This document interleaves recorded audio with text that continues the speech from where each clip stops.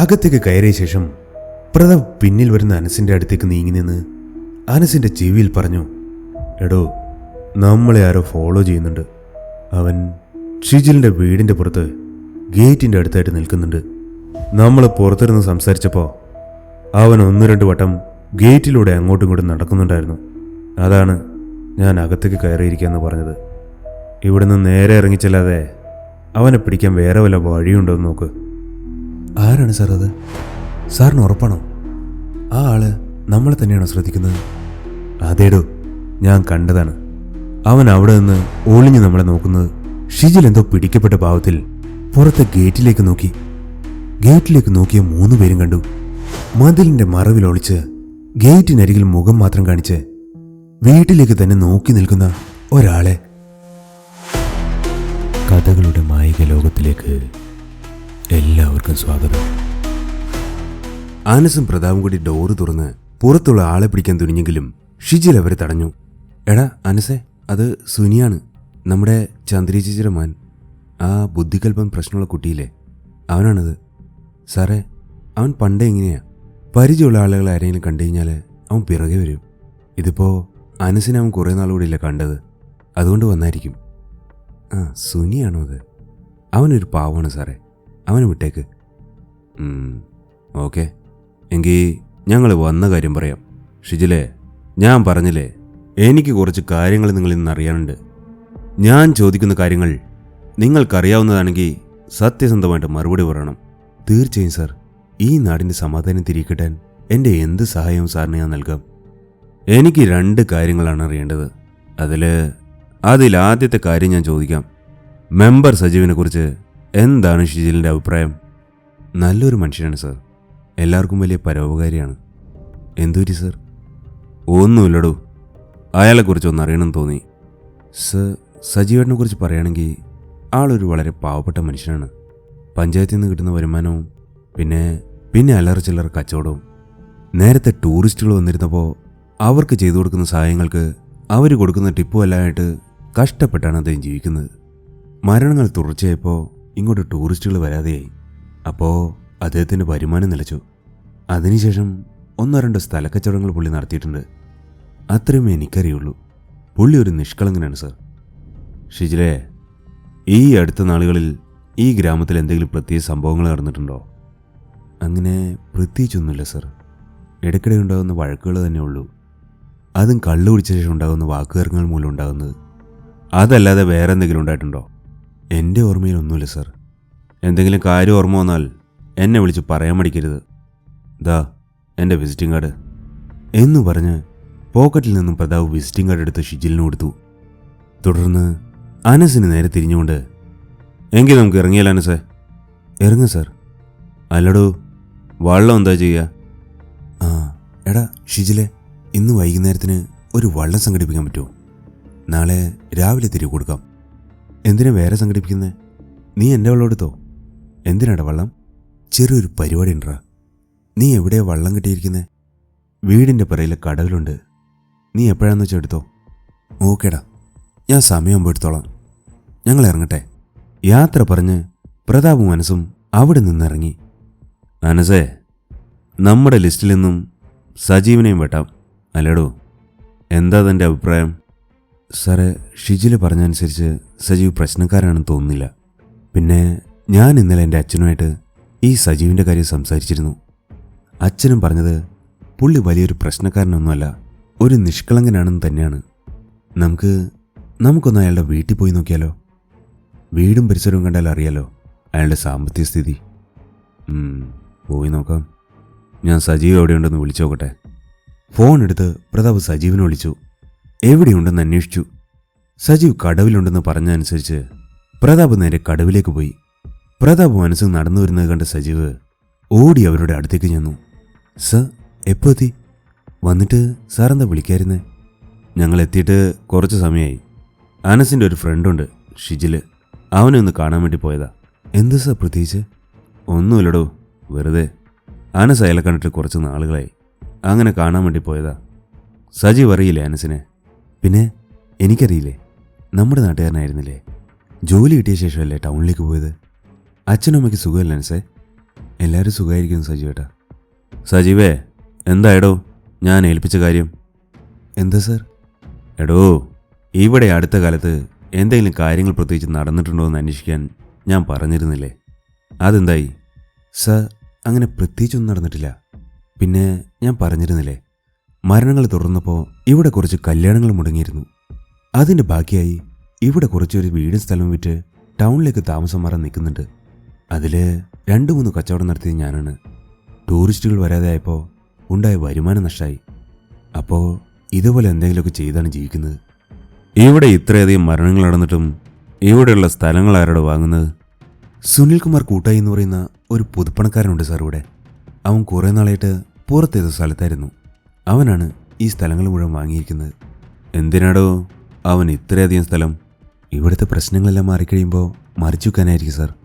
ഇപ്പോൾ പണം മുടക്കാൻ അവൻ മാത്രമേ ഉള്ളൂ ഇവിടെ. അതിൽ നിന്ന് കിട്ടിയ കമ്മീഷൻ കൊണ്ടാണ് സാറേ കുറേ നാളായിട്ട് ഞാനും കുടുംബവും ജീവിക്കുന്നത്. എടോ സജീവേ, എനിക്ക് ഈ ആളൊന്ന് കാണാൻ കഴിയുമോ? സാർ, കൂട്ടായി ഇവിടുത്തുകാരനാണെങ്കിലും കയ്യിൽ പൈസ വന്നപ്പോൾ ഇവിടെ താമസിക്കുന്ന നാണക്കട എന്ന് പറഞ്ഞിട്ട് ഇപ്പോൾ ടൗണിലെ കോടതിക്കടുത്താണ് താമസം. അവിടെ ചെന്നാൽ കാണാൻ കഴിയുമായിരിക്കും. അവനെ ഞാൻ അവിടെ പോയി കണ്ടോളാം. വേറെ എന്തെങ്കിലും ഉണ്ടോ തനിക്ക് പറയാനായിട്ട്? ഇല്ല സാർ, പിന്നെ ഇവിടെ സ്ഥിരം നടക്കുന്ന കള്ളിൻ്റെ പുറത്തുള്ള തല്ലുപിടിയും മാത്രമേ ഉള്ളൂ. സജീവിൻ്റെ വീട് ഇവിടെ അടുത്തെവിടെയെങ്കിലും ആണോ? അതെ സാർ, 10 മിനിറ്റ് നടക്കാനുള്ള ദൂരമുള്ളൂ. സാർ വന്നാൽ നമുക്ക് വീട്ടിൽ കയറിയിട്ട് പോവാം. എങ്കിൽ വാടോ, നമുക്ക് തൻ്റെ വീട് വരെ പോയിട്ട് വരാം. വരൂ സാർ. അവരെ വിളിച്ചുകൊണ്ട് സജീവ് മുന്നിൽ നടന്നു. കുറച്ച് ദൂരം നടന്നു കഴിഞ്ഞപ്പോൾ ദൂരെ കാണുന്ന വളരെ പഴകിയൊരു വീട് കാണിച്ചുകൊണ്ട് സജീവ്, സർ, ആ കാണുന്നതാണ് എൻ്റെ വീട്. ആ വീട് കണ്ടപ്പോഴേ പ്രതാപന് മനസ്സിലായി സജീവിൻ്റെ കയ്യിൽ ഒന്നുമില്ലെന്ന്. വീടിനടുത്തെത്തിയ സജീവ് അകത്തേക്ക് നോക്കി. മീനാക്ഷിയെ, നമുക്ക് 2 വിരുന്നുകാരുണ്ട് എന്നും പറഞ്ഞ് അകത്തേക്ക് കയറി 2 കസേരയെടുത്ത് പുറത്തേക്ക് വന്നു. പുറത്തു തന്നെ നിൽക്കുന്ന പ്രതാപനോട് മനസ്സിനോടും, കയറി വരണ്ടാളും, സൗകര്യങ്ങൾ വളരെ കുറവാണ്, എങ്കിലും ഉള്ള സ്ഥലത്തൊക്കെ ഇരിക്കരണ്ടാളും. വേണ്ടടോ, ഞങ്ങൾ കയറുന്നില്ല. ഇതുവഴി വന്നപ്പോൾ വെറുതെ ഒന്ന് കയറിയെന്ന് മാത്രം. അങ്ങനെ പറഞ്ഞ ശരിയല്ല സാർ. വീട്ടിൽ വന്നിട്ട് ഈ സമയത്ത് ഊണ് കഴിക്കാതെ പോകുന്നത് ശരിയല്ല. പക്ഷെ ഊണ് കഴിക്കാൻ ഞാൻ ക്ഷണിക്കുന്നില്ല. ഒരു ഗ്ലാസ് വെള്ളമെങ്കിലും കുടിച്ചിട്ട് പോവാം. വേണ്ടടോ, ഷിജിലിൻ്റെ വീട്ടിൽ നിന്ന് വെള്ളവും ഭക്ഷണവും കഴിഞ്ഞിട്ടാണ് ഞങ്ങൾ ഇറങ്ങിയത്. മാത്രമല്ല, എനിക്ക് SP ഓഫീസിൽ പോകാനുണ്ട്. തനിക്ക് അത്രക്ക് നിർബന്ധമാണെങ്കിൽ ഞങ്ങൾ കയറുന്നില്ല. താൻ ഓരോ ഗ്ലാസ് പച്ചവെള്ളം തന്നാൽ മതി. സജീവ് അകത്തേക്ക് പോയി 2 ഗ്ലാസ് വെള്ളവുമായി വന്ന് അവർക്ക് കൊടുത്തു. ഭാര്യ കുളിക്കുകയാണ്, അതാണ് ഞാൻ തന്നെ പോയി എടുത്തത്. അത് സാരമില്ലടോ, എങ്കിൽ ഞങ്ങൾ ഇറങ്ങട്ടെ. പിന്നെ താനിപ്പോൾ ഞങ്ങളോട് പറഞ്ഞ കാര്യങ്ങൾ ഞങ്ങൾ അറിഞ്ഞു എന്നുള്ളത് വേറെ ആരും അറിയണ്ട. സജീവിന് മനസ്സിലായോ? സാർ. ഓക്കെ. സജീവിനോട് യാത്ര പറഞ്ഞ് അനസും പ്രതാപും അവിടെ നിന്ന് യാത്രയായി. എടോ അനസേ, നമുക്ക് ആ കൂട്ടായി സുനിലിനെ ഒന്ന് പൊക്കണം. പക്ഷേ കാര്യങ്ങൾ കുറച്ചുകൂടി വ്യക്തത വന്നിട്ട് മതി. നമുക്ക് ഇന്ന് രാത്രി തന്നെ വള്ളത്തിലൊരു അന്വേഷണം നടത്തണം. Okay sir. ഷിജിലിൻ്റെ വള്ളം താൻ കണ്ടിട്ടുണ്ടോ? ഇല്ല സാർ. എന്തേ? അല്ലടോ, അതിൽ എത്ര പേർക്ക് കയറാൻ കഴിയുമെന്ന് അറിയാനാണ്. എന്തായാലും 2-3 പേർക്ക് അതിൽ കയറാൻ കഴിയും സാർ. ഓക്കെ, നമുക്കൊരു കാര്യം ചെയ്യാം. രാത്രി അനീഷിനെയും കൂടി കൂട്ടാം. ഞാൻ വിളിച്ചു പറയാം അനീഷിനോട്. താനും അനീഷും കൂടി വൈകുന്നേരം ആകുമ്പോൾ ജെട്ടിയിൽ വന്നാൽ മതി. ഒരു 9 മണിയാകുമ്പോൾ വള്ളമായിട്ട് ഇറങ്ങാം. എന്തു പറയുന്നു? എങ്കിൽ സാറേ, നമുക്ക് ഭക്ഷണമൊക്കെ കഴിഞ്ഞിട്ട് 8 മണിയുടെ ബോട്ടിന് വരാം. നമ്മൾ വരുന്ന കാര്യം ഷിജിലിനോട് ഞാൻ വിളിച്ചു പറയാം. അത് വേണ്ടോ, താൻ വിളിച്ചൊന്നും പറയണ്ട. അവൻ പറഞ്ഞിരുന്നല്ലേ എപ്പോൾ വേണമെങ്കിലും വള്ളം എടുക്കാമെന്ന്. 8 മണിക്ക് അവിടെ നിന്ന് പോരുന്ന ബോട്ട് ഇവിടെ എത്താൻ 20 മിനിറ്റെങ്കിലും വേണ്ടേ? അപ്പോൾ നമ്മൾ വന്ന് നേരെ വള്ളവും എടുത്ത് നമുക്ക് ഇറങ്ങാം. പോരെ? എങ്കിൽ അങ്ങനെ ചെയ്യാം സാർ. അവർ സംസാരിച്ച് ബോട്ട് ചെട്ടിയെത്തിയപ്പോൾ ടൗണിലേക്കുള്ള ബോട്ട് പുറപ്പെടാൻ നിൽക്കുന്നു. ടിക്കറ്റ് എടുത്ത് 2 ആളും ബോട്ടിൽ ഓടിക്കയറി. SP വിളിച്ച് അനീഷിനെ കൂടെ കൂട്ടാൻ പെർമിഷൻ എടുത്ത ശേഷം രാത്രി 8 മണിയുടെ ബോട്ടിൽ പ്രതാപും അനീഷും അനസും തുരുത്തിൽ ജെട്ടിയിൽ വന്നിറങ്ങി. അനീഷിനെ ജെട്ടിയിൽ നിർത്തിയിട്ട് അനസും പ്രതാപും കൂടി ഷിജിലിന്റെ വീട്ടിൽ പോയി വള്ളമെടുത്ത് തിരിച്ചു വന്നിട്ട് അനീഷിനെയും കൂട്ടി തുരുത്തിലെ മരണങ്ങളുടെ കാരണം തിരക്കിയുള്ള യാത്ര ആരംഭിച്ചു. വള്ളത്തിന്റെ മുന്നിലെ പടിയിലിരുന്ന് അനസാണ് വള്ളം തൊഴിയുന്നത്. അനീഷ് നടുവിലും പ്രതാപ് പുറകിലുമാണിരുന്നത്. പ്രതാപിന്റെ കയ്യിലുമുണ്ട് പങ്കായം. പ്രതാപും ഇടയ്ക്കിടെ വള്ളം തൊഴിയുന്നുണ്ട്. അല്ല സാറേ, ഈ യാത്രയുടെ ഉദ്ദേശം സാർ പറഞ്ഞില്ലല്ലോ. അനീഷേ, നമ്മുടെ കയ്യിൽ ഈ കൊലപാതകങ്ങൾ തെളിയിക്കാൻ പറ്റിയ തെളിവുകളൊന്നും തന്നെ ഇപ്പോൾ ഇല്ല. എല്ലാ മരണങ്ങളും നടന്നിരിക്കുന്നത് രാത്രി 10 മണിക്ക് ശേഷമാണ്. അതുകൊണ്ട് 10 മണിക്ക് ശേഷം ഇതിലൂടെ കറങ്ങിയാൽ ചിലപ്പോൾ നമുക്ക് എന്തെങ്കിലും തെളിവുകൾ കിട്ടിയാലോ എന്നൊരു ചിന്ത. അങ്ങനെ ഇറങ്ങിയതാണ്. തനിക്ക് പേടിയുണ്ടോ? എന്തിന്? പേടിയൊന്നുമില്ല. എന്താണ് നമ്മുടെ ഉദ്ദേശം എന്നറിയാൻ വേണ്ടി ചോദിച്ചു എന്ന് മാത്രം. അനസേ, നമുക്ക് എവിടെയെങ്കിലും വള്ളം അടുപ്പിക്കാം. ഇപ്പോൾ 9 മണി കഴിഞ്ഞതല്ലേ ഉള്ളൂ. നമുക്ക് കുറച്ചുകൂടി കഴിഞ്ഞിറങ്ങാം. ശരി സർ. അനസ് അടുത്ത് കണ്ട ഒരു കടവിൽ വള്ളം അടുപ്പിച്ചു. വള്ളത്തിൽ നിന്നൊരു കയറെടുത്ത് അവിടെ ഉണ്ടായിരുന്ന തടിയിൽ കെട്ടിയിട്ടു. അവർ ആ കടവിലേക്ക് കയറി നിന്നു. 10 മണി കഴിഞ്ഞപ്പോൾ അവർ 3 പേരും കൂടി വീണ്ടും യാത്ര തുടങ്ങി. കുറച്ച് ദൂരം പിന്നിട്ട് കഴിഞ്ഞപ്പോൾ അകലെയായി പുഴയിലൊരു വെട്ടം കണ്ടു. അനസേ, വള്ളം ആ വെളിച്ചത്തിനടുത്തേക്ക് അടുപ്പിക്കേ. വള്ളം എടുത്തപ്പോഴാണ് മനസ്സിലായത് അവിടെ അവർ 5 പേര് പുഴയിൽ നിന്ന് എന്തോ വാരി അവരുടെ വള്ളത്തിലിടുകയാണ്. എന്താടോ രാത്രിയിൽ പണി? മണൽ വാരലാണോടാ? ഇല്ല സാറേ, ഞങ്ങൾ കക്ക വാരിയാണ്. മണൽ വരാനൊന്നും ആരും സമ്മതിക്കുന്നില്ല സാറേ. എടാ, നിങ്ങൾ എല്ലാ ദിവസവും ഇവിടെ കക്ക വരാൻ വരാറുണ്ടോ? ഓ സാറേ, മിക്കവാറും എല്ലാ ദിവസങ്ങളും ഞങ്ങൾ വരാറുണ്ട്. എപ്പോഴാണ് നിങ്ങൾ കക്ക വരാൻ തുടങ്ങുന്നത്? ഒരു 9:30 ആകുമ്പോൾ തുടങ്ങും സാറേ. രാത്രി ഒരു 12 മണി വരെയൊക്കെ ഉണ്ടാവും. രാത്രി ഇതിൽ നിങ്ങൾ സ്ഥിരമായിട്ട് വല്ല ബോട്ടോ വള്ളമൊക്കെ പോകുന്നത് കാണാറുണ്ടോ? ഇല്ല സാറേ, ഇടയ്ക്ക് വല്ല ബോട്ടുകളും പോകുന്നത് കാണാറുണ്ട്. അതും സ്ഥിരമായിട്ടൊന്നുമില്ല. നിങ്ങൾ കാണാറില്ല എന്നുള്ളത് ഉറപ്പല്ലടോ? അതെ സാറേ. പിന്നെ ഇടയ്ക്ക് മുകളിൽ നീല കൊടി വെച്ച ഒരു വെള്ള ബോട്ട് അപ്പുറത്തെ കടവിൽ കാണാറുണ്ട് രാത്രി സമയങ്ങളിൽ. ചില ദിവസങ്ങളിൽ ഞങ്ങൾ വന്ന ശേഷമാണ് അത് വരാറുള്ളത്. ചിലപ്പോൾ നേരത്തെ വന്ന് അവിടെ കിടക്കുന്നുണ്ടാവും. ഇന്നതവിടെ ഉണ്ടോ? ഇന്ന് വന്നിട്ടില്ല സാറേ. ഇപ്പോൾ 2-3 ദിവസമായി അതിനെ കണ്ടിട്ട്.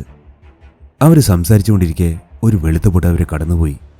സാറേ, ആ ബോട്ടാണത്. സാറ് അല്പം കഴിഞ്ഞെന്നാൽ സാറിന് കാണാം. അപ്പുറത്തെ കൂട്ടായി സുനിലിൻ്റെ കടവിൽ അത് കെട്ടിയിട്ടുണ്ടാവും. ഞാൻ ഇടയ്ക്ക് ചോദിച്ചപ്പോൾ കൂട്ടായി പറഞ്ഞത് അദ്ദേഹത്തിൻ്റെ കൂട്ടുകാരാണെന്നാണ്. ഇടയ്ക്ക് കൂട്ടായിയെ കാണാൻ വേണ്ടി വരുന്നതെന്നാണ് പറയാറ്. ശരിയടോ. അനസേ, നമുക്ക് ആ ബോട്ട് നോക്കാം. അനസും പ്രതാവും മനീഷും വള്ളം വീണ്ടും തുഴഞ്ഞു. വള്ളം കുറച്ചുകൂടി മുന്നോട്ട് പോയി കഴിഞ്ഞപ്പോൾ പുഴയുടെ സൈഡിലെ കടവിൽ ബോട്ട് കിട്ടിയിരിക്കുന്നത് അവർ കണ്ടു. അല്പം കൂടി മുന്നോട്ട് നീങ്ങി പുഴയുടെ സൈഡിലെ ചെറിയ കടലിൻ്റെ മറവിൽ ബോട്ടിലുള്ളവർക്ക് അവരെ കാണാൻ കഴിയാത്ത രീതിയിൽ വള്ളം നിർത്തി. സാർ, എന്താ നമ്മുടെ പ്ലാൻ? അനസേ, നമുക്ക് ഇവിടെ നിന്ന് ആ ബോട്ടിനെ നിരീക്ഷിക്കാം. എന്താണ് അവരുടെ പ്ലാനെന്നോ അവരെത്ര പേരുണ്ടെന്നോ നമുക്കറിയില്ല. തൽക്കാലം നമുക്കവരെ ഇവിടെ ഇരുന്ന് നിരീക്ഷിക്കുകയേ മാർഗമുള്ളൂ. Okay sir. വള്ളത്തിലിരുന്ന് അവർ 3 പേരും ആ ബോട്ടിനെ നിരീക്ഷിച്ചുകൊണ്ടേയിരുന്നു. 1-2 മണിക്കൂറുകൾക്ക് ശേഷം കരയിൽ നിന്നും 6 ആളുകൾ ആ ബോട്ടിലേക്ക് തിരികെ വന്ന് അവർ ബോട്ട് ഓടിച്ചു പോയി. സാർ, അവർ പോയി. ഇനി എന്താ നമ്മൾ ചെയ്യേണ്ടത്? കുറച്ചു നേരം കൂടി നമുക്ക് നോക്കാം. ഇനിയും ആരെങ്കിലും അവിടെ ഉണ്ടെങ്കിലോ? എന്നിട്ട് നമുക്ക് അവരിറങ്ങിയ കടവിലിറങ്ങി പരിശോധിക്കാം. ശരി സാർ. കുറച്ച് സമയം കൂടി കാത്തിരുന്ന ശേഷം അവർ 3 പേരും കൂടി ബോട്ട് നിർത്തിയിരുന്ന കടവിൽ വള്ളം നിർത്തി അവിടെ ഇറങ്ങി. കരയിലേക്ക് കയറിയ അവർ അതിൻ്റെ ചുറ്റുവട്ടങ്ങൾ നിരീക്ഷിച്ചു. ഏകദേശം 1 ഏക്കർ പറമ്പിലായി ആകെ ഒരു വീട് മാത്രമേ ഉള്ളൂ. ശ്രദ്ധിച്ചു നോക്കിയപ്പോൾ ആ വീട്ടിലെ ഒരു മുറിയിൽ വെളിച്ചമുണ്ട്. ആ അരണ്ട വെളിച്ചത്തിൽ അകത്ത് 2 നിഴലുകൾ നീങ്ങുന്നുണ്ട്. 3 പേരും കൂടി അവരുടെ ചുറ്റുപാട് ഒന്നുകൂടി നോക്കിയ ശേഷം പതുക്കെ വെളിച്ചമുള്ള റൂമിൻ്റെ അടുത്തേക്ക് നടന്നു. ശബ്ദമുണ്ടാക്കാതെ വീടിൻ്റെ കുറച്ച് ദൂരെയായി എത്തിയ ശേഷം അനീഷിനെയും മനസ്സിനെയും അവിടെ നിർത്തിയ ശേഷം പ്രതാപ് വെളിച്ചം കണ്ട മുറിയുടെ അടുത്തേക്ക് നീങ്ങി. അപ്പോഴും അകത്ത് സംസാരം തുടരുന്നുണ്ടായിരുന്നു. അല്പം തുറന്നു കിടന്നിരുന്ന ജനാലയുടെ അടുത്ത് നിന്ന് പ്രതാപ് അവരുടെ സംസാരം ശ്രദ്ധിച്ചു. 2 സ്ത്രീകളാണ് പരസ്പരം സംസാരിക്കുന്നത്. പ്രതാപ് പോക്കറ്റിൽ നിന്ന് മൊബൈലെടുത്ത് അവരുടെ സംഭാഷണം റെക്കോർഡ് ചെയ്യാൻ ആരംഭിച്ചു. അവസാനം മരണം നടന്നിട്ട് ഇപ്പോൾ എത്ര ദിവസമായി? ആ ജോണിക്കുട്ടിയുടെ മരണം നടന്ന ശേഷം പിന്നെ ഒന്നും നടന്നിട്ടില്ല. ആ മരണം നടന്ന് 2 ദിവസം കഴിഞ്ഞ ശേഷം ഉണ്ടാക്കിയ വിഷമാണ് ഇപ്പോഴും കയ്യിലുള്ളത്. നാട്ടുകാരെല്ലാവരും ശരിക്കും പേടിച്ചിട്ടുണ്ട്. അതാണ് ഇപ്പോൾ ആരും പുറത്തിറങ്ങാത്തത്.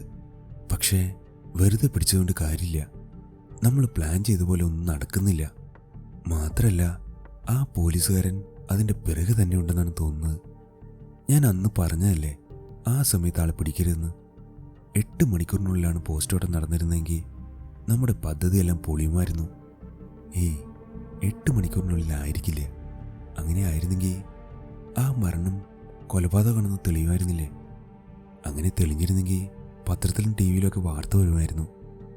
ഇതിപ്പോൾ കൊലപാതകം തെളിയാത്തതുകൊണ്ട് ഇതിനു മുമ്പുള്ള സാധാരണ കൊലപാതകങ്ങൾ പോലെയെന്നേ കരുതിയിട്ടുണ്ടാവുള്ളൂ. അതെ, എന്തോ ഭാഗ്യം കൊണ്ടാണ് ആ മരണം തെളിയാതിരുന്നത്. അല്ലെങ്കിൽ നമ്മളെല്ലാവരും ഇപ്പോൾ കുടുങ്ങിയേനെ. നാളെ ഫൈസലും ആളുകളും വരുമോ? അവരോട് നാളെ കൂടി വരാൻ പറഞ്ഞിട്ടുണ്ട്. നാളെ ഒന്നും നടന്നില്ലെങ്കിൽ വേറെ വഴി നോക്കണം. അല്ലെങ്കിൽ നമ്മുടെ പദ്ധതികളെല്ലാം പൊളിയും. പദ്ധതി നടന്നില്ലെങ്കിൽ നമ്മളായിരിക്കും സമാധാനം പറയേണ്ടി വരിക.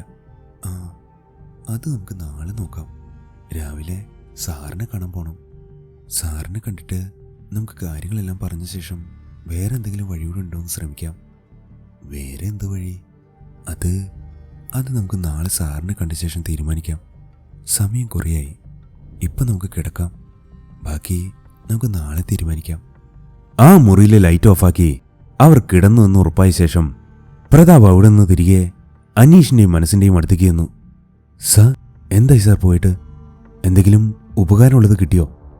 അനീഷേ, വേഗം വാ. ഇവിടെ അധിക സമയം നിൽക്കുന്നത് നല്ലതല്ല. നമുക്ക് വള്ളത്തിൽ കയറിയിട്ട് സംസാരിക്കാം. അവർ 3 പേരും കൂടി വള്ളത്തിൽ കയറി തിരികെ യാത്ര തിരിച്ചു. വള്ളം കുറച്ചു ദൂരം പിന്നിട്ട് കഴിഞ്ഞപ്പോൾ പ്രതാപ് സംസാരിക്കാൻ തുടങ്ങി. ആ വീടിനകത്തുണ്ടായിരുന്നത് 2 സ്ത്രീകളായിരുന്നു. അവരുടെ സംസാരത്തിൽ നിന്ന് എനിക്ക് തോന്നിയത് നമ്മൾ കരുതിയതെല്ലാം കറക്റ്റാണെന്നാണ്. നടന്നതെല്ലാം കൊലപാതകങ്ങൾ തന്നെ.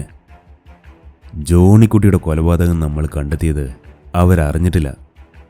അതിനുശേഷം അവർക്ക് ആരെയും ഇരയായിട്ട് കിട്ടിയിട്ടുമില്ല. ഇവിടെ നിന്ന് പോയവർ ഏതോ ഫൈസലും സംഘവുമാണ്. അവർ നാളെയും വരും. നാളെ രാവിലെ SP യെ കണ്ട് സംസാരിച്ച് കൂടുതൽ ഫോഴ്സുമായിട്ട് നാളെ രാത്രി നമുക്ക് ഒന്നുകൂടി വരേണ്ടി വരും അവരെ അറസ്റ്റ് ചെയ്യാൻ. അല്ല സാർ, അങ്ങനെയാണെങ്കിൽ ആ സ്ത്രീകളെ നമുക്കിപ്പോൾ അറസ്റ്റ് ചെയ്യാൻ കഴിയില്ലേ? അത് ബുദ്ധിമുട്ടാണ്. ഒന്ന്, ഇപ്പോൾ നമ്മുടെ കൂടെ വനിതാ പോലീസില്ല. പിന്നെ ഇപ്പോൾ അവരെ അറസ്റ്റ് ചെയ്ത ഫൈസലും സംഘവും കൂടെ ഇവരുടെ ഒരു സാറുണ്ട്. അയാളും രക്ഷപ്പെടാനുള്ള സാധ്യത കൂടുതലാണ്. നാളെ രാവിലെ ഇവരയാളെ കാണാനായി പോകുന്നുണ്ട്. സജീവിനെ വിളിച്ചിട്ട് ഇവരെ തിരിച്ചറിയാനുള്ള വഴി നോക്കണം. അല്ല സാർ, ഇവരെന്തിനാണ് ഈ കൊലപാതകങ്ങൾ ചെയ്തതെന്ന് എന്തെങ്കിലും ഊഹം കിട്ടിയോ? ഇല്ല, അതിനെക്കുറിച്ചൊന്നും അവർ സംസാരിച്ചില്ല. പക്ഷേ ഇതുവരെ അവർ നടത്തിയ കൊലപാതകങ്ങൾ കൊണ്ട് അവർക്ക് ഉദ്ദേശിച്ച ഫലം കിട്ടിയിട്ടില്ല. അതെങ്ങനെ സാറിന് മനസ്സിലായി? അവർ പറയുന്നത് കേട്ടതാണ്. നാളെ മുതൽ പുതിയ എന്തെങ്കിലും പദ്ധതി പ്ലാൻ ചെയ്യണമെന്ന്. നിങ്ങൾ രണ്ടാളും നാളെ രാവിലെ 7 മണിയാകുമ്പോൾ വീട്ടിലേക്ക് വരണം. ഞാൻ കുറച്ച് കാര്യങ്ങൾ ഏൽപ്പിക്കാം. അത് കൃത്യമായിട്ട് ചെയ്താൽ മറ്റന്നാൾ രാവിലെ നമുക്ക് പുഴയക്കര ഗ്രാമത്തിലെ കൊലപാതകങ്ങളുടെ ചുരുളഴിക്കാൻ കഴിയും എന്നാണ് എൻ്റെ പ്രതീക്ഷ. ശരി സാർ. അല്ലടോ അനസേ, നമ്മളിപ്പോൾ എങ്ങനെ തിരികെ പോവും? അത് സാർ, നമുക്ക് ഷിജിലിൻ്റെ വീട്ടിൽ കിടന്നിട്ട് നാളെ 5:30 ആദ്യ ബോട്ടിന് പോകാം. അവനതൊരു ബുദ്ധിമുട്ടാവുമോ? ഏയ് ഇല്ല സാർ, അവനവിടെ ഒറ്റക്കല്ലേ. അതുകൊണ്ട് അതൊരു ബുദ്ധിമുട്ടാവില്ല. ഞാൻ വേണമെങ്കിൽ വിളിച്ച് സംസാരിക്കാം. വേണ്ട, ഏതായാലും വള്ളം കെട്ടാൻ നമ്മൾ അവിടെ വരെ പോകണ്ടേ. അതിനുശേഷം നമുക്ക് അവൻ്റെ വീട്ടിൽ ചെന്ന് വിളിക്കാം. അല്ലെങ്കിൽ ഇപ്പോഴേ അവൻ്റെ ഉറക്കം കളയണ്ട. ശരി സാർ. ഒന്ന് ആഞ്ഞു തുഴഞ്ഞോ. അധികം വൈകാതെ നമുക്ക് വള്ളം കൊടുക്കാം. വള്ളം ഷിജിലിൻ്റെ വീടിന് പുറകിൽ കെട്ടിയ ശേഷം അവർ ഷിജിലിനെ വിളിച്ചുണർത്തി അവിടെ കിടന്നുറങ്ങി. അതിനിടയിൽ അവർ 3 പേരും അവരുടെ വീടുകൾ വിളിച്ച് രാവിലെ മാത്രമേ എത്തുകയുള്ളൂ എന്ന് അറിയിച്ചു. വെളുപ്പിന് 5:30 മണിയുടെ ആദ്യ ബോട്ടിൽ തന്നെ അവർ തിരികെ യാത്രയായി. ബോട്ട് ചുറ്റിയിൽ ഇറങ്ങിയ അവർ വീണ്ടും 7 മണിക്ക് പ്രതാപിന്റെ വീട്ടിൽ കൂടിച്ചേരാമെന്ന ധാരണയിൽ പിരിഞ്ഞു. വീട്ടിലെത്തിയ പ്രതാപ് കയ്യിലുള്ള താക്കോലെടുത്ത് വാതിൽ തുറന്ന് അകത്ത് കയറിയ ശേഷം ഫോൺ എടുത്ത് സജീവിനെ വിളിച്ചു. എടോ, താൻ എഴുന്നേറ്റോ? ഓ സർ. ഞാനൊരു കാര്യം അറിയാനാണ് തന്നെ ഇത്ര നേരത്തെ വിളിച്ചത്. എന്താ സർ? എടോ, ബോട്ട് ചുറ്റി കഴിഞ്ഞിട്ട് വലത്തോട്ട് പോകുമ്പോൾ 3ാമത്തെ കടവിൻ്റെ നേരെയുള്ള വീട്ടിൽ താമസിക്കുന്ന ആരാണെന്ന് എനിക്കറിയാമോ? അത് സർ, നേരത്തെ നമ്മുടെ ഗോപാലൻ ചേട്ടനും കുടുംബവും താമസിച്ചിരുന്ന വീടാണ് സാർ അത്. അദ്ദേഹത്തിൻ്റെ മകള് അപ്പുവിൻ്റെ വിവാഹം നടക്കാതെയായപ്പോൾ അദ്ദേഹം ആ വീട് വിറ്റ് ടൗണിലേക്ക് താമസം മാറി. അത് വാങ്ങിയത് കൂട്ടായി സുനിലാണ് സാറേ. ഞാനായിരുന്നു അതിൻ്റെ ബ്രോക്കർ. എന്താ സാറേ കാര്യം? ഒന്നുമില്ലടോ. അവിടെ ഇപ്പോൾ ആരാ താമസിക്കുന്നതെന്നറിയോ? അതറിയില്ല സർ. ഞാൻ വേണമെങ്കിൽ അന്വേഷിച്ചിട്ട് പറയാം. താൻ എനിക്കൊരു ഉപകാരം ചെയ്യണം. എന്താ സർ? അവിടെയുള്ളവർ ആരാണെങ്കിലും അവരിന്ന് രാവിലെ ടൗണിലേക്ക് വരുന്നുണ്ട്. താൻ അവരാരാണെന്ന് കണ്ടുപിടിച്ചിട്ട് അവർ വരുന്ന ബോട്ടിൽ ടൗണിലേക്ക് വരണം. താൻ ബോട്ട് കയറുമ്പോൾ അനസിനെ വിളിച്ചാൽ മതി. അനസ് ജെട്ടിയിൽ വന്ന് നിൽക്കും. എന്നിട്ട് അവരെ അനസിന് കാണിച്ചു കൊടുക്കണം. ചെയ്യാൻ പറ്റുമോ എനിക്ക്? അതിനെന്താ സാർ, ഇതൊരു ചെറിയ കാര്യമല്ലേ? അല്ല സാർ, എന്തിനാണ് ഇത് ചെയ്യുന്നതെന്ന് പറഞ്ഞില്ല. അതൊക്കെ ഇനി നമ്മൾ നേരിൽ കാണുമ്പോൾ പറയാം. ശരി സാർ, എല്ലാം കഴിഞ്ഞിട്ട് ഞാൻ സാറിനെ വിളിക്കാം.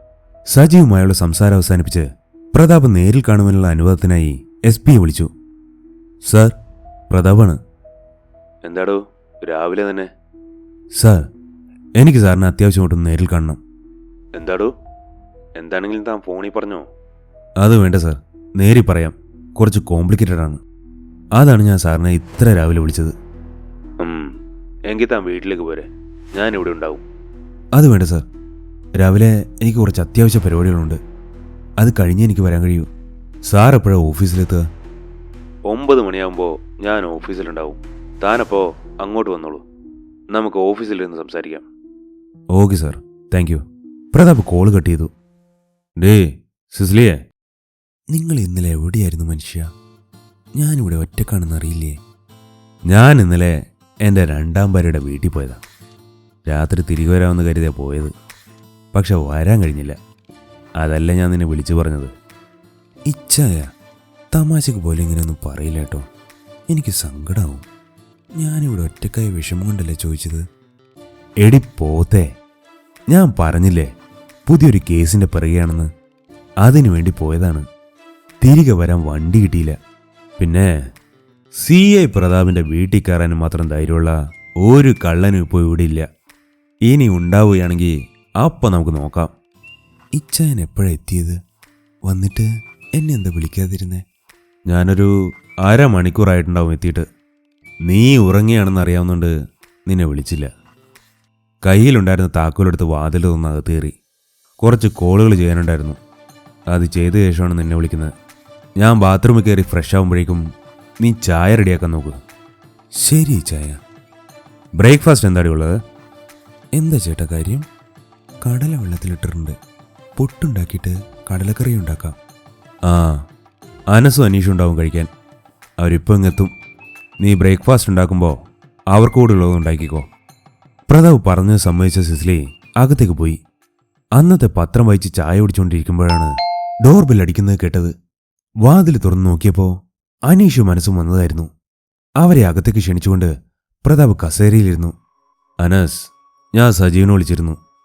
ആ വീട്ടിലുള്ളവരെക്കുറിച്ച് അന്വേഷിക്കാൻ അയാളെ ഞാൻ ഏൽപ്പിച്ചിട്ടുണ്ട്.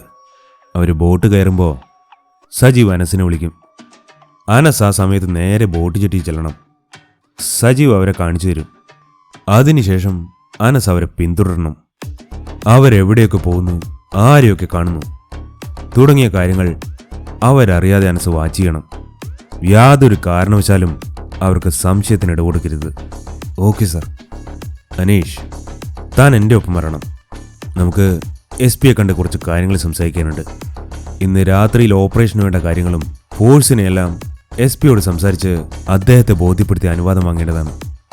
രാവിലെ 9 മണിയോടെ നമുക്ക് SP ഓഫീസിലെത്തിയിട്ട് അദ്ദേഹത്തെ കാണണം. നിങ്ങൾക്കുള്ള ബ്രേക്ക്ഫാസ്റ്റ് ഇവിടെ റെഡിയാ. അത് കഴിച്ചു കഴിഞ്ഞാൽ നമുക്കിറങ്ങാം. പിന്നെ SP ഓഫീസിൽ പോകുന്നതിന് മുമ്പ് നമുക്ക് ആ കൂട്ടായി സുനിലിൻ്റെ വീടൊന്ന് കണ്ടുവെക്കണം. ശരി സാർ. പ്രതാപ് സിസിലി വിളിച്ച് ഭക്ഷണം എടുത്തു വെക്കാൻ പറഞ്ഞു. ഭക്ഷണം കഴിച്ച ശേഷം അനസ് നേരെ ടൗണിലേക്കും പ്രതാപും മനീഷും കൂട്ടായിയുടെ വീടന്വേഷിച്ചു ഇറങ്ങി. ഏകദേശം 8 മണിയോടെ പ്രതാപും മനീഷും സജീവ് കൊടുത്ത അഡ്രസ്സിലുള്ള കൂട്ടായിയുടെ വീട് കണ്ടെത്തി. പുറമെ നിന്നാണ് അവർ വീട് കണ്ടതെങ്കിലും കൂട്ടായിയുടെ സാമ്പത്തിക സ്ഥിതി അവർക്ക് മനസ്സിലായി.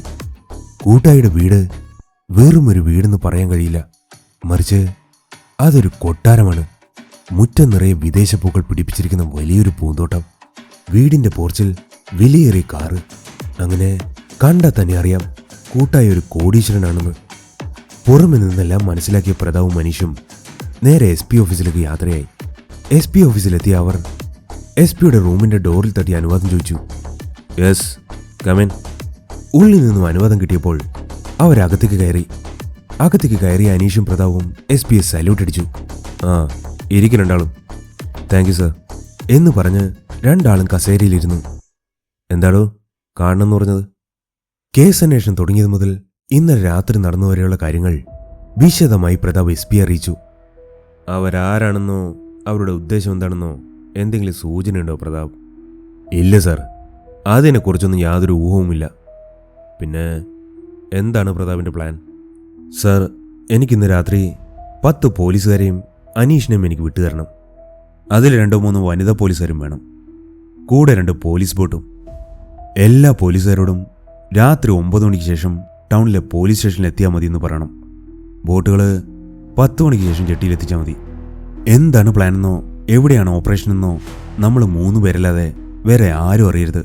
കാരണം നമ്മുടെ പ്ലാൻ എങ്ങനെയെങ്കിലും അവരറിഞ്ഞാൽ അവർ രക്ഷപ്പെടാനുള്ള സാധ്യത കൂടുതലാണ്. പിന്നെ നമ്മൾ ഇതുവരെ കഷ്ടപ്പെട്ടത് മുഴുവൻ വെറുതെയാവും. ഓക്കെ പ്രതാപ്, താൻ ആവശ്യപ്പെട്ട എല്ലാം താങ്കൾ പറഞ്ഞ സ്ഥലത്ത് കൃത്യമായിട്ടുണ്ടാവും. Wish you all the best. Thank you sir. കസേരയിൽ നിന്ന് എഴുന്നേറ്റ പ്രതാപ് മനീഷും SP സല്യൂട്ട് ചെയ്ത ശേഷം SP ഓഫീസിൽ നിന്ന് പുറത്തേക്കിറങ്ങി. SP ഓഫീസിൽ നിന്ന് പുറത്തിറങ്ങിയ പ്രതാപിന്റെ ഫോണിലേക്ക് സജീവിന്റെ കോളെത്തി. സർ, ഞാൻ അവരെക്കുറിച്ച് അന്വേഷിച്ചു. പറയൂ സജീവ്. ഞാൻ സാറിനോട് നേരത്തെ പറഞ്ഞ പോലെ ആ വീട് കൂട്ടായി സുനിൽ വാങ്ങിയതാണ്. ഇപ്പോൾ അവിടെ താമസിക്കുന്നത് 2 സ്ത്രീകളാണ്. ഒരു ഐഷ, ഒരു ഫെമിന. അവരുമായിട്ട് കൂട്ടായിക്കുള്ള ബന്ധം എന്താണെന്നറിയില്ല. ഞാൻ ചോദിച്ചപ്പോൾ അവരോട് വാടകയ്ക്ക് താമസിക്കുന്നതെന്നാണ് പറഞ്ഞത്. ആ വീടിനടുത്തെങ്ങും മറ്റു വീടുകളൊന്നും ഇല്ലാത്തതുകൊണ്ട് ആർക്കും അവരെപ്പറ്റി ഒന്നും അറിയില്ല. ഞാൻ മെമ്പർ എന്ന ലെവലിൽ അവരോട് നേരിട്ട് ചോദിച്ചിട്ടാണ് ഇത്തരം കാര്യങ്ങൾ മനസ്സിലാക്കിയത്. Thank you Sajeev. അവരവിടെ നിന്ന് ഇറങ്ങുന്നത് കണ്ടാൽ ഉടനെ അനസിനെ വിളിച്ച് പറയണം. സജീവിന്റെ വിളിയും കാത്ത് അനസ് ടൗണിലുണ്ട്. ഞാൻ ജെട്ടി തന്നെ ഉണ്ട് സാർ. അധികം വൈകാതെ അവർ വരാൻ സാധ്യതയുണ്ട്.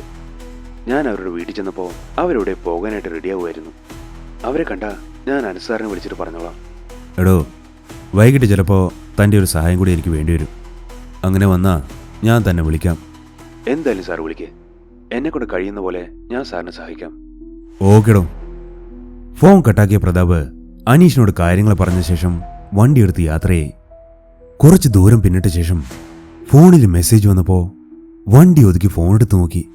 അനസിന്റെ മെസ്സേജാണ് വന്നിരിക്കുന്നത്. തുറന്നു നോക്കിയപ്പോൾ ഐഷയും ഫെമിനയും 10:30 മണിക്ക് ബോട്ട് ജെട്ടിയിൽ ഇറങ്ങും.